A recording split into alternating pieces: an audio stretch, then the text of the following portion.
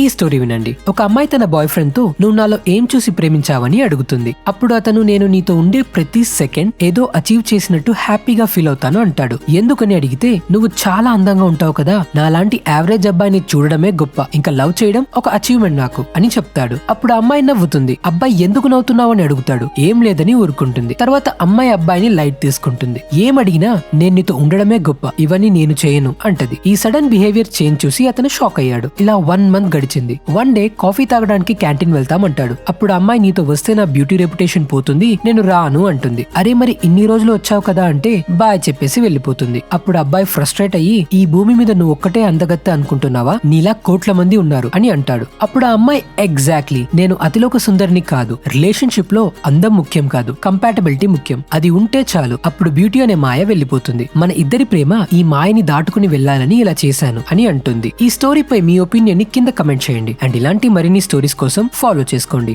ఓకేనా?